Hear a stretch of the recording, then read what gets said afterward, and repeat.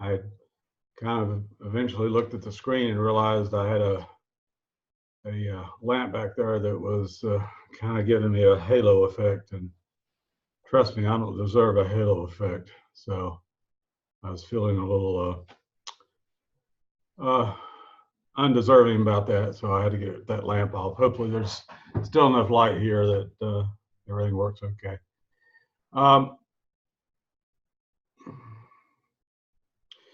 Where I want to go to now is there's still just a little bit of stuff in the Manning scenario I want to mention. It's related to kind of the contemporary factors, the contemporary trends that we constantly have to deal with in higher ed or in other organizations too, and some thoughts about how they kind of connect up with some of these other forces, these tensions that are always there. And then we're going to go over to the BESS&D stuff real briefly and look at kind of a definition of organizational design, a kind of a little bit of he does just a little piece, it's no more than a couple of paragraphs on the a brief review of a typical college or university design. I want to mention that very quickly, and then get into just get started into the coordination of mechanisms that you use in organizational design. And I'm assuming that you'll spend a little bit more time with the BESS&D if you haven't. And a lot of the content of the course that you're going to be dealing with in some of these projects is going to be related to that. The readings for next week will go up hopefully tomorrow afternoon or maybe tomorrow morning. I don't know. I'll do my best to get tomorrow morning up. I'm not sure that it'll happen. There won't be a class meeting next week. Couple reasons. One is it's time for you to begin to think about some of this stuff and begin to draft a bit of an analysis related to the questions in the syllabus for this first sort of early analysis piece. And that'll be due to be posted up to consulting teams by February 11th. So a week from tomorrow. Now, the consulting team stuff I will post up in the next, by Wednesday. I will have randomly assigned you into groups of 3 or 4. And you'll be working sort of individually, but you'll have a group of 3 or 4 to bounce some stuff off of. And then the analysis that's due on the 11th out to your team members, the revised analysis of that is due on by the 18th, which is 2 weeks from tomorrow. As I said, next week I will not be here. I'll be, this is my normal every 6 month, go to my neurosurgeon and see if it's time to do a little bit more slicing on my back. I have one of those backs that's not very good. And it's got a nice little 40-degree right hand turn in my lower back and then comes back. So it's one of these little, so I've got 4 or 5 vertebrae that are going in an entirely different direction from everything else. But eventually it'll have to be straightened up. But that's a bit more than I want to get into right now. And that's resist at all cost, if possible, until you have to do that. But that's what you get for being a young, stupid country boy and playing lots of sports and then jumping out of airplanes in the Army and stuff like that. I mean, there's a lot of things I did that was never going to be good for your back. But who knew? 20, 21 years old, who knew? You're invincible. You can do anything you want to until you can't. And then you realize maybe that wasn't such a good thing. The week of the 17th, that's really kind of wide open for you. I will have the Zoom site open with some breakout rooms attached to groups. And so you can take that opportunity to meet with your group to get feedback on each other's analysis. Or you can use that as just a discussion to figure out what you're going to put in that analysis, which is due to be revised by the 18th. Now the 24th, as it turns out, I will also be out of town. I did not realize this until just this past week, so there's nothing I could have done about that one.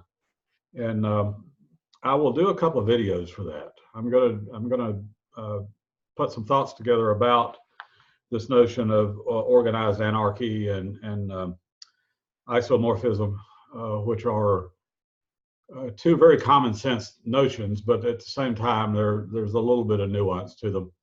And so I'll try to kind of lay all that out a little bit better with a couple of videos, but I can't be here on the 24th. So I'll post those videos, and the readings will be up, and you can take a look at the videos and the readings, sort of thing. And then we'll be back together on the 2nd.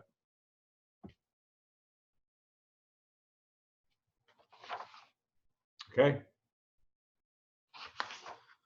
And then it's spring break next week.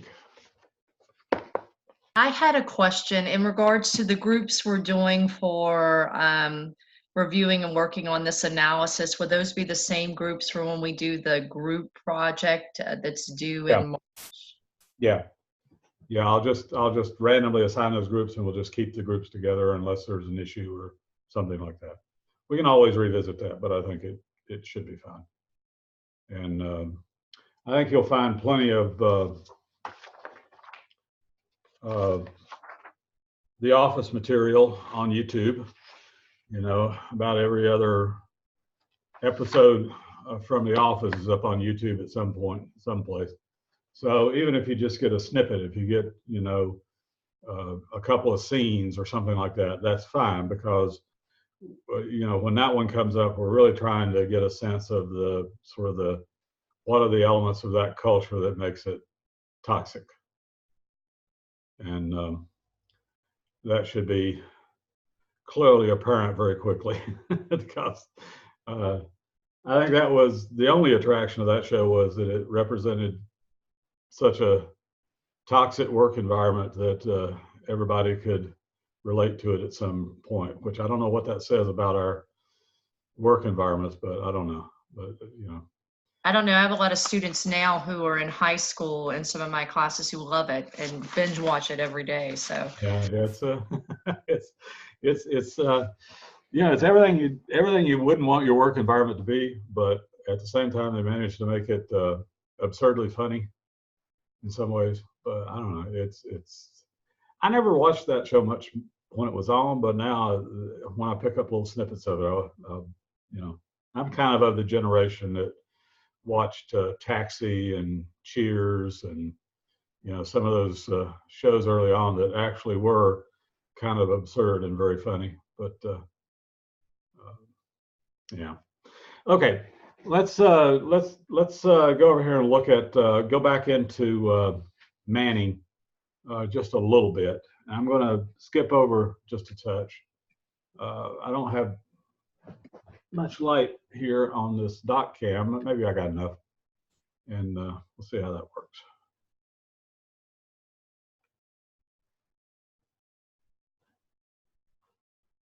Okay. All right, we're good. Let me get the share up.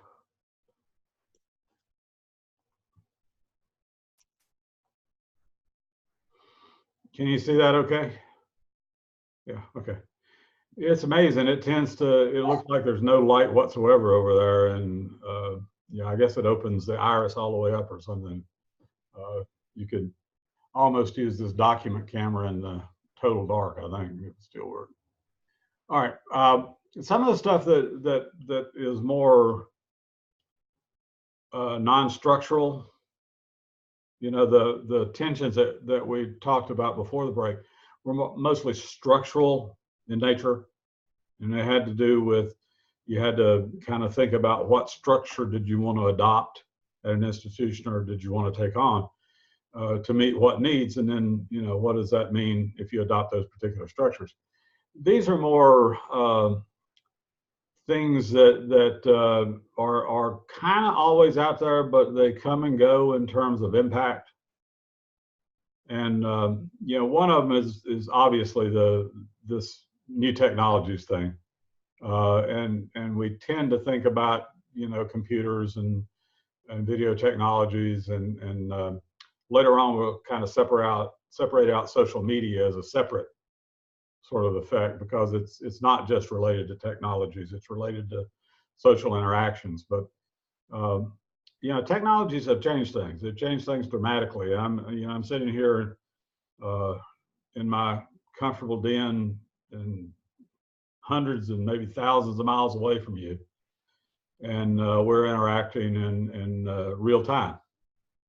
And that has changed the world. It's changed the way in which we kind of deal with some of these things. I have a class coming up next summer that I have some students that are in medical services, and a couple that are in France and one that's in Hungary.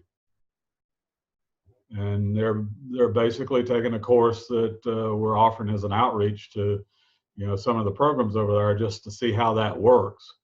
And most of the students will be here in North Carolina. And so it'll be interesting to, just to do that, just to, get a sense of the, how workable it is to have that level of interaction across that amount of space, and still have almost instantaneous interaction. And with the, the increasing speeds of fiber service and 5G coming online, and 5G is just the start. We're now beginning to develop a lot of technologies related to nanoparticles, and which will be even faster, more efficient. And so there are lots of technologies out there that are constantly coming and going. One of the real issues with technology is, how does it change the pedagogy of teaching? And we don't know yet. We don't know quite. The research, we're just kind of getting into all that research related to pedagogical decisions and pedagogical practices, and how they can be used in this sort of online environment using these technologies. And for the we started out with the sort of the Google Doc stuff and things like that. Well, now we share everything, and we don't need to be in the same place. We don't need to be. I'm a full-time faculty member at App State. I go down there about once or twice a month for about a day and a half. Unless I have to be there, for something else, then obviously I go down there. But, there's no need for me to be there, because, I can connect up with anybody in a heartbeat, and we can have as intense a conversation as we can, almost face to face, except they can't slap me. So, I can be a little bit more blunt than normally I might be. Probably not, but, I'm probably pretty blunt most of the time anyhow. But the it's allowed a certain type of communication and a certain way of approaching instruction, approaching learning, that's entirely different. And we don't know where it's going. We don't know kind of what's going to happen. We don't know what new systems might be developed. We don't know what kind of the bulletin boards, the As You Learn learning systems, stuff like that. I mean, it's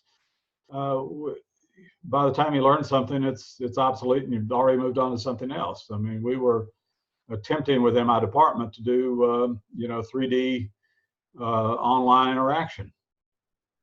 And, you know, by the time we got one technology to work pretty well, we realized the limitations of it. And we had to abandon that one and move on to another one. And now, hopefully, they put them all to bed for a little while, and we're just going to live with Zoom for a while because it's just a better technology. And that's for you, those of you that remember OpenQuack and those sorts of things. I mean, that was horrible. I'm sorry, it was dismal.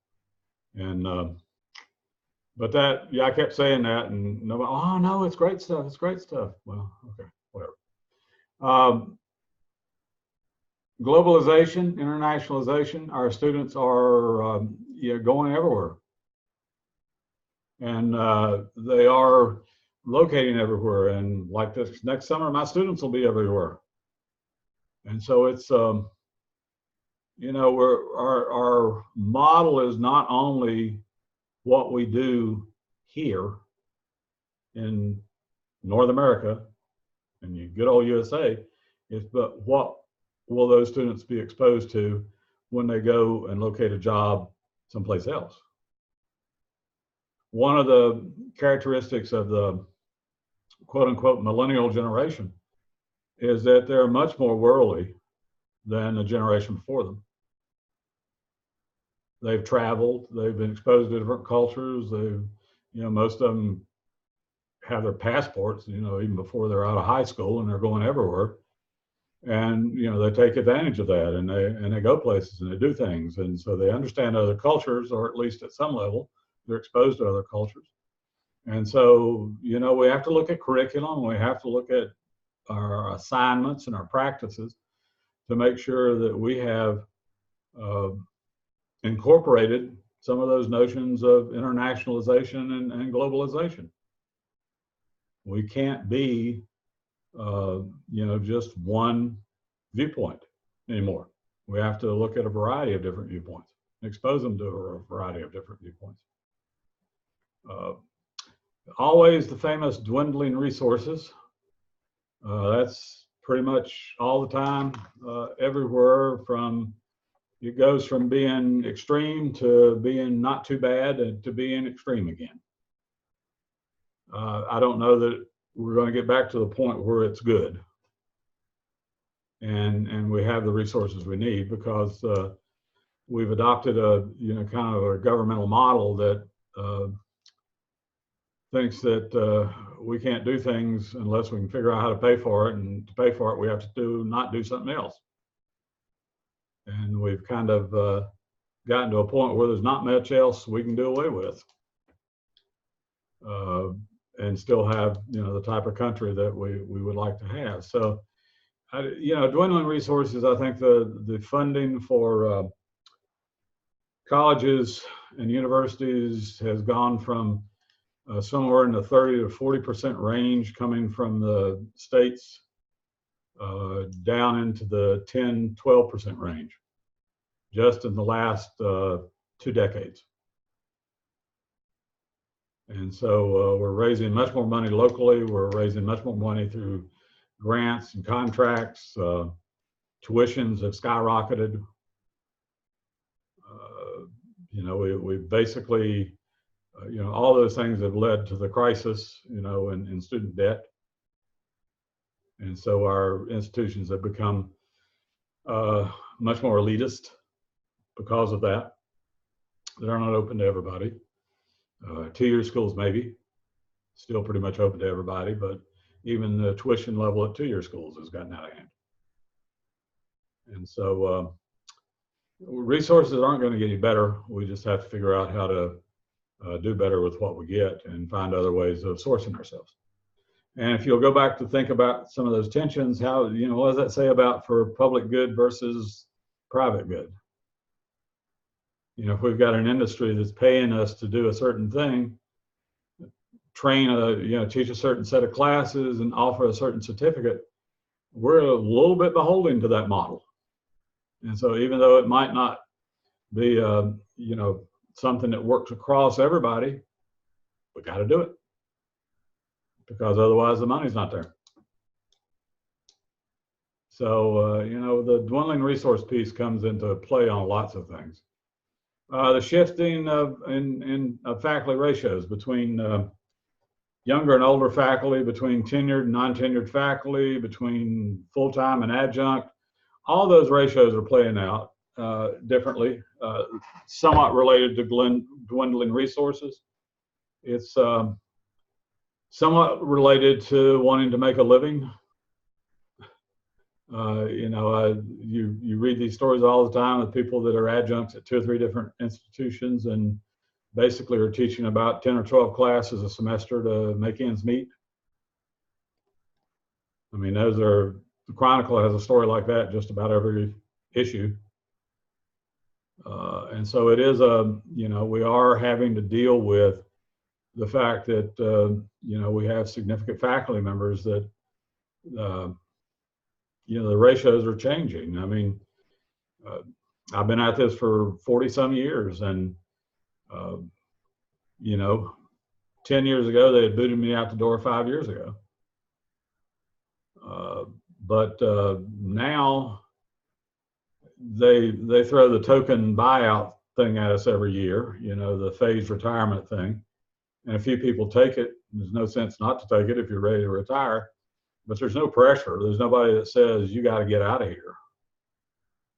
And so who knows? I may go for 50. I don't have, I have no earthly idea when I will pull the plug, but there's no pressure. There's nobody saying you need to get out of here. You need to get out of the way, because my particular skill set is kind of unique, and that there's not a lot of research design people out there, and there's not a lot of master statisticians out there and mixed methodologists out there, all in kind of one vita. And so, it makes it undesirable for the institution to get rid of me, even though they would like to get rid of me and pay somebody a whole lot less. So it is we're in those circumstances in terms of resources and faculty and all that sort of stuff. And let me see if I get this page turned.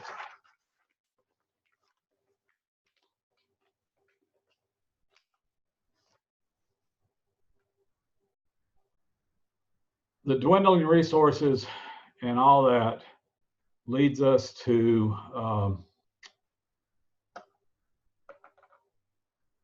think about competition from the outside and competition within. The for-profits, the industry training institutions, we're getting linked up with different organizations. We're getting linked up with this, that, and the other. And so there's all kinds of collaborative / also competitive forces at play. And some of these partnerships are advantageous. Some of these partnerships are limiting. And yet we're having to deal with it. We're having to to make deals where we can make deals and get resources where we can get resources. And so there's lots of pressure there in terms of who we're going to work with, who we're going to get in bed with, and what resources are worth that sort of collaboration. Climate change, something as simple as operations. There are a lot of institutions a little bit further south in the country, in the deep south, that simply may not be able to operate forever in terms of the physical structures they have. It's just going to be too hot. There are places in the south, places in low-lying areas where it's just going to be too much underwater. I can think half a dozen institutions on the East Coast that are going to have 8 to 10 foot of water more than they have right now in a couple of decades. And they're seaside institutions. And they have lots of buildings, lots of facilities, and all right down by the ocean, right down by the sea. The need for coursework, the need for programs focused on climate change. Go back to some of those tensions. these programs focused on climate change are typically interdisciplinary collaborative programs, as opposed to specialized vertical programs. And so we hire different faculty. We need different resources. We need different things. Social media, social media and the interaction that social media brings about really can be a massive instructional tool, but it can also lead to a lot of misinformation, a lot of bad information. When we used to say that, the stuff that you read in professional journals, probably about 70% of it's pretty good. The other 30% is probably junk. Well, stuff that you see on social media is probably the other way around. Maybe 25, 30% of it's pretty good. The other 70% is mostly junk. And so, the misinformation, the half-truths, all that sort of stuff, how could you believe in today's world that the world is flat? How could you believe that, climate change isn't occurring? How can you believe it's not man-made or man-assisted? How can you believe those things? Because all the science, the good science, tells us that's what's happening.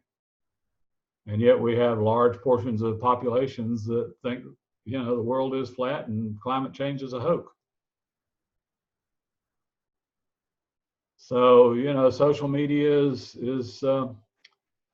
can be a very, very powerful learning instructional tool, but it can also be a very detrimental part of the mix. And so it has to do with how you use it and how you train students to use it, and all those sorts of things. So we're, these things that are trends that are happening now are the organic movement, all those things that organic farming, now non-meat meats, things like that. I mean, we were looking at food that's not artificial, but food that's produced out of organic material to mimic other foods. So, I guess it's a different world we live in. And all those things will impact the programs we offer and the way we organize the institutions. And, I don't have to worry about it too much because I'm pretty old and I'll be out here not too long down the pipeline. And y'all all look considerably younger than me. So some a way lot younger than me. Some, not so young, but, all of you are younger. So, I mean, you're going to have to deal with this as you play out your career. And, good luck. Now, I'm not being dismal or defeatist or anything like that. I'm just saying all these forces are at play. And so as you organize institutions, you have to be aware of the fact that there are some structural elements that have a longer lifespan. And then there are other organizational elements that may change from year to year, simply because the institutions have to keep changing, have to keep evolving to stay up. Or there'll be among those 200 or 300 institutions that'll close in the next 3 or 4 years. And that's what most of our trend lines tell us. Over the next 4 to 5 years, we're going to lose about 300 to 400 institutions. It simply will be unsustainable. Now, some would say a lot of those needed to go a long time ago, but, I'm not willing to say that. I just know that we're going to lose a lot of institutions over the next half a decade or so. Because all these things, all these squeezes eventually, choke the life out of some institutions. I'm going to switch over purely organizationally over to the BESS and D stuff out of Chapter 6. I just got a couple of pieces I want to mention here. And then we'll kind of see what questions you have as we move forward.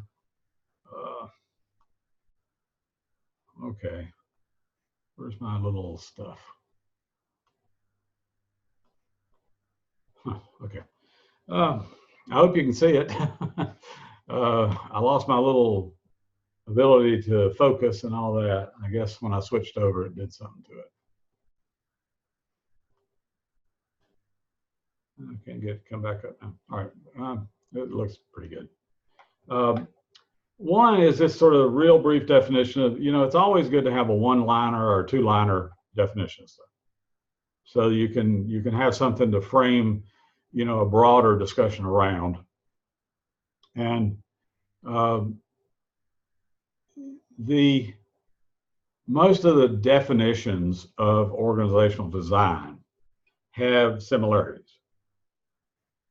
In that DAFT back in 1983 came up with one that works pretty well, and it has 4 elements to it. The first one is that organizational design is about the allocation of tasks and responsibilities to individuals, and instead of departments, I would say units within the organization.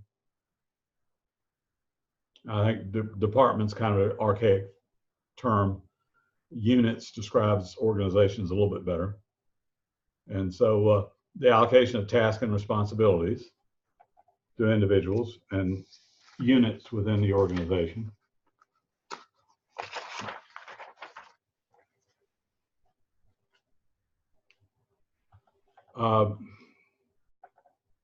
The designation of formal reporting relationships, including numbers of levels of the hierarchy and span of control of managers and supervisors. A couple of management terms there: span of control and levels of hierarchy. Who reports to who files what report to who. What institutions very often have, and I'll be honest with it, is we have way too much data and we end up cross-reporting it for different purposes to different units.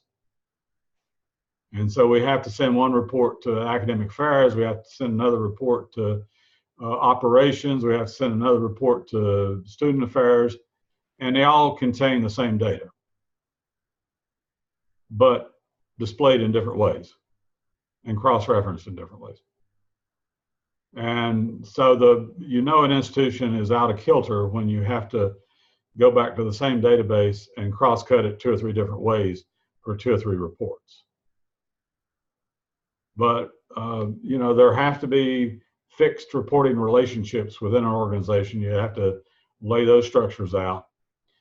You have to group people by function and ability into departments, and then those departments have to be grouped within the total organization.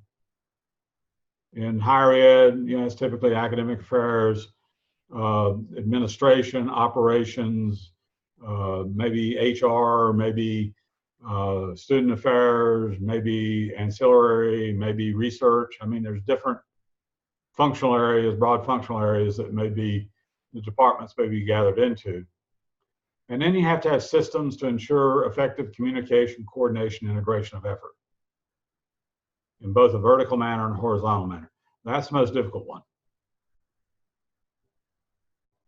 Outside of over-reporting, that notion of setting up a system where you have effective interaction both vertically and horizontally is one of the most difficult elements of the whole thing. Because what you would like to have is as flat a structure as you can possibly get, with as broad a span of control as you can get, and still be effective and efficient. And a lot of that has to do with communication and the flow of information. And so, a lot of things these days are related to how well you can move and process information. And so you'll find an extraordinary amount of effort in designing organizations these days to get that information backbone set up, that infrastructure. As somebody recently said, we were talking about, this particular topic. He said, well, it's kind of like on a computer, you need a USB bus so you can move information without worrying about what use you're going to use it for. And you kind of need that in an institution too. You need a flow of information. We're beginning to, one of the real innovations in information technology over the information technology and management over the last decade or so has been this idea of blockchains. And now we're starting to see universities, other organizations, I think the military is picking up on it big time, is this idea of blockchaining. And essentially, you have access to the information you need to make your decisions, but you don't have information beyond that. And so you're not overwhelmed by all this information. You have a little block in a chain, little link in a chain that you're responsible for and you have access to. And you have everything you need to do your work. And it's there real time. You just don't have more than you need. And so you don't get caught up in having too much information. And so I know a lot of institutions are trying to figure out how to do that pretty well. I know the military is very interested in it right now, trying to figure out how to do that, because the only place that has more information than a school or a university is the military. And they've got anything on everybody that's ever happened that's been in the military. And so, it's there somewhere. And most of it these days is all automated. So, all right. I want to mention one more thing if I can find it. Here's that reference to Mintzberg that I mentioned earlier. Let me see if I can get a little bit more light here. Maybe it'll let me do more. Okay. This is on page 176 in chapter 6 of the BESS&D. And this pretty well spells it out. I mean, this is kind of Mintzberg's notion of what universities should look like. And virtually, I hate reading it out loud, but I will certain of it. Virtually all colleges and universities have an administrative structure designed in a traditional hierarchical format, with faculty arrayed as line workers at the bottom of the hierarchy. And what faculty then hang their hat on is this notion of a faculty senate that has the illusion of having some power in the hierarchy of things. In reality, it has virtually none. I mean, they can rant and scream and make proclamations and do all those things. And maybe it provides the needed outlet for faculty frustrations. But in terms of actual decision-making, faculty senates have very little power. Most of the power is still contained higher up in the hierarchy, and they're not about to give it up. Now, we are seeing this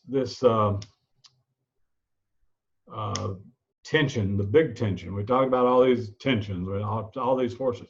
The big tension in universities and colleges is the existence of a academic decision-making side of the institution and an administrative decision-making side of the institution. And almost always, the administrative side of the institution will force the academic side to make choices that lead to winners and losers.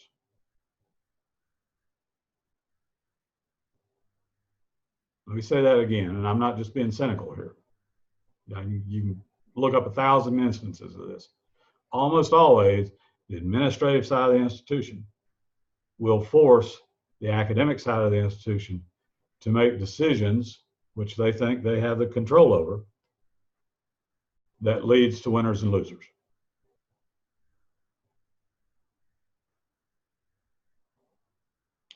Because the powers that be will always flex their muscle. They will always flex their muscle. And whatever priorities they see or whatever priorities they determine, whether it has an academic validity or not, will be where the funding goes, where the positions go, and where the emphasis goes. And that leads to most of the frustration among faculty, is that, you know, they literally have not very much control. Thomas Jefferson had a different model in mind. And so when he wanted, in Virginia, he wanted the state to require compulsory education up to the 3rd grade for girls and 5th grade for boys, which I thought, okay, what does that tell you about his notion of equality? But no. Virginia General Assembly would never pass that because they didn't want to force localities to have to build schools and things like that. And this is still early on, so, you know, they were all afraid that people would just say, hey, we don't like this monarchy either, and we'll just go another direction. But yeah, so what the Virginia General Assembly gave to Jefferson was a university. And so he established University of Virginia because that's what they gave him. Instead of compulsory education, they gave him a university. And the original model of the University of Virginia was a community of scholars. They didn't have a president until the late 1800s. From the founding of the institution in the very early 1800s until, well, actually early 1900s, there was not a president of the University of Virginia. The university was run by a committee of scholars. And eventually they discovered that that model didn't work either because they, you know, formed, it's like being on survivors on the island or whatever. They formed alliances and, you know, pushed people out and things like that. And so eventually the Virginia General Assembly went back in and rechartered the institution and put an administrative structure in place. But it was designed to be a community of scholars because Jefferson felt that if we were going to have a democracy, it needed to be a hierarchy of the intellect as opposed to a hierarchy of class. And once again, something else that he was a little naive with. But it's interesting to see how the structure evolved there, simply because it was, you know, initially it didn't have a president, but now it has a kind of an all-powerful president these days. So it's institutions are in some ways there is a paradigm, like Mintzberg said, they're locked into a certain paradigm. But with all these forces at play, we're finding that people are having to think about how that paradigm plays out. And, you know, there's a lot of flux and fluctuation within institutions of higher ed these days. And I think that we're going to see a whole lot more over the next, you know, couple of decades or so. Who knows what they'll look like 20 years from now, 25 years from now, or how many there'll be. Maybe that's a better question. So you got some reading to do. Make sure you read this chapter 6, S&D stuff. Make sure you read fairly closely the material that I'm putting up for the next section, because you'll need some of that as you write this analysis.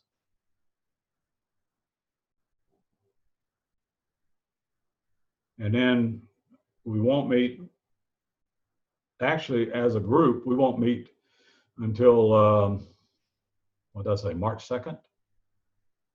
Because I won't be here next week on the 24th, and the 17th is set up for you to have available to work within groups. So my laundry list for the next week is immediately to get those readings up, then get the groups set up, and then get As You Learn set up to handle the groups. So that's kind of the boom, boom, boom. And you've got it easy. All you got to do is read and scribble down some ideas. I did have a question on this analysis. Are you Okay. wanting us to simply respond and use the readings you're going to be posting this week for writing the analysis, or do you want us to also As a starting research point, and find other articles related to the topic? certainly as maybe a little bit of a starting point, but you know, beyond that, yeah, I mean, this is a sort of a creative exercise. You know, you'll find if you reach too far out there, you'll have trouble getting it in 4 or 5 pages. But you'll need to, you know, think about, are there other things you want to know or need to know before you can respond the way you want to respond. You know, I always think of these things as somewhere within graduate programs has to be the translation from a student to a member of the academy. And you know, some of the early writers used to talk about the academy. What do they mean? They meant people that were engaged in scholarship, people that were engaged in inquiry and empirical thought. And if we always structure everything so tightly that you respond within the structure, or we give you real clear-cut examples so that you just follow the example, I don't know where the creativity, where the empirical process begins in that. But I always like to encourage people to, you know, be empirical, be, you know, kind of think deep thoughts and write them down. Yeah. I'm not going to tell you this is really stupid. No, I won't. I'll tell you that's interesting. You know, one of the things you learn in academia right off the bat is you're never the smartest person in the room, but you're also never the dumbest person in the room. But you're certainly never the smartest person in the room. And I learned that a long time ago. I embarrassed myself a few times before I learned that one. But somewhere, I don't know, 20 or 30 years ago, I figured that one out. And quit being so cocky and arrogant and young. And then things went a lot better after that, I think, in general. All right, folks, let me get some stuff up to you. And somebody else, Heidi, did you have a question? Yes. I don't currently work at a university or in a community college, so responding to the questions, just my experiences. Yeah, just use a compilation of your experiences. I mean, Okay. Yeah, you don't necessarily have to have a real one place that you're talking from. You can talk about a compilation of your experiences and background. Yeah. Okay, wonderful. Thank you.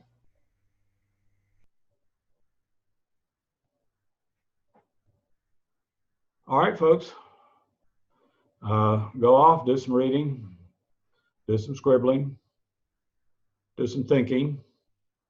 Don't do all that at once. It might be too much. I don't know, but you know, kind of do all that, and we'll see what you come up with here in a couple of weeks, and then we'll see you back together here in 1st of March. All right. Have a good one. Don't get too used to this warm weather. Thank you. All right. Good night. Night.